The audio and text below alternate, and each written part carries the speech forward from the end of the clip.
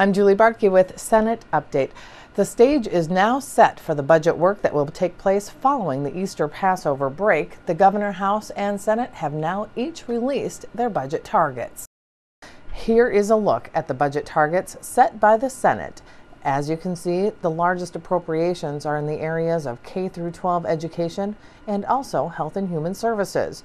The Senate spends roughly half of the overall budget on education, from early childhood through higher ed. Also of note, the Senate continues to look for an increase in the gas tax to help pay for transportation and transit, and continues to pad the reserves. Why don't we begin with budget targets? How do they reflect the Senate DFL priorities, and just kind of provide an overview? Well, I think what's very important in the Senate targets is we're trying to make sure that the state's budget stays structurally balanced going forward, that after the next election, in the 2016 election, when a new legislature comes in, that they're going to have a balanced budget. And I'm very nervous about the House's targets, where they actually are cutting taxes more than the surplus is. So I think that strategy will certainly put the state back into deficit situation in the next biennium, especially if the economy slows down some. As far as tax relief, where would you say the big winners, for lack of a better word, are? Well, in the Senate budget targets, we're going to do two things in our tax bill. We're going to spend some additional money on tax relief. We're going to spend some money on property tax relief for cities and counties through the state's aid programs, local government aid and county program aid.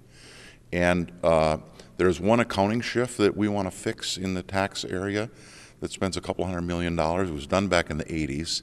It's really, we would oftentimes people call it an accounting gimmick, but we want to fix that so that that trigger is available for a future legislature in the event of an economic downturn, so that they could do that shift again in order to keep the state's budget in balance. It's very important when you have some surplus money that you restore some of the budget gimmicks that were used in previous years, so that they're available as mechanisms to keep the state's budget in balance going forward. Working with your committee chairs to establish these targets, if you can, tell us who was really disappointed, who was really happy. Was everybody in line with these recommendations or with these targets? Well, you know, the governor... As you say, it's at managing expectations. I'm using your phrase. Managing expectations is one of the toughest things about when you have a surplus, because, and that's one of the wonderful things actually about being the leader, is all these people and all these advocacy groups come to see you, and everybody thinks their thing is the most important. And what we have to do is kind of try to assemble a budget that what we think reflects the public's priorities. And I mean, our biggest spending area is going to be in K-12 education. We just think that that's critical to the state's economic future. And when we add our higher ed target in there, about half of the money that we spend in the Senate budget this year is going to be spent on education, either on K-12 or on higher education. Where does HHS and transportation fall? We're going to be at the same number the governor's at in health and human service spending. I think he put forward a good proposal. We're very concerned where the House is at. They're cutting $1 billion out of health care, and that, I think, is going to create a serious problem, especially for working poor Minnesotans that rely on Minnesota Care to receive their insurance. And what you have to remember about Minnesota Care is it's a program where people actually pay a premium to get health insurance, and we're real concerned about where the House is headed in dismantling that program. Let's talk about transportation. Is it still full steam ahead for this gas tax idea? And if so, is this the defining moment for this legislature, in your opinion? Can there be a gas tax, knowing how vehemently opposed to that idea the House is? Well, the good news about transportation is the House obviously has recognized there's a need. They've come out with what they characterize as a $7 billion plan over the next 10 years. That's a big improvement from where they were at the start of this session. At the start of this session, they were proposing about $750 million of spending over a 4-year period. So the House has come a long ways towards where the Senate and the governor are. The unfortunate thing is they're relying on a lot of borrowing, and they're relying on the use of general fund money. And You know, we historically haven't used general fund money for transportation because it takes it away from other general fund priorities like early childhood or K-12 or higher education or health care.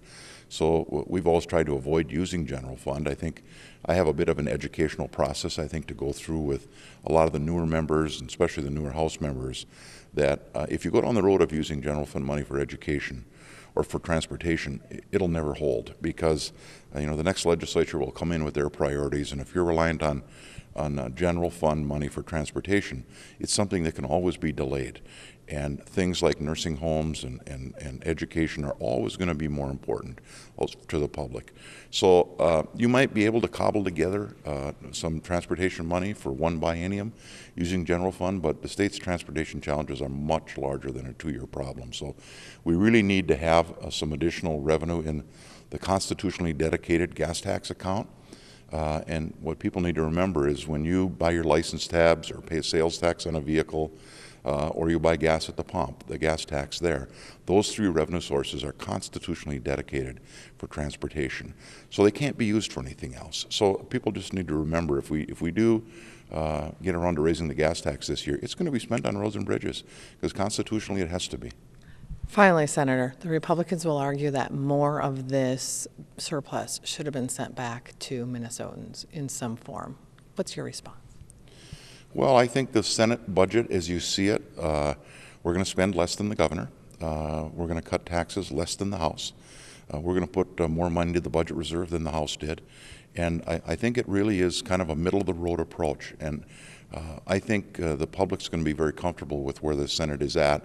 Our priorities of a few less tax cuts and a little less spending and putting some of the money away for a rainy day, which certainly will come. I believe we're probably closer to the next recession than we are away from the last one, and tough budget times will come again, and it's very important that we put some money away so we're prepared for that. So are you feeling good about things as you head into the Easter Passover break? Absolutely. I've already texted both of my sons and asked them if the grandkids were going to be home on Saturday when I make my road north. And we've set up times where my wife and I can stop in and see 4 of our grandchildren on the way home on Saturdays. I'm looking forward to it. Senator Bakk, thanks so much. Thank you for having me.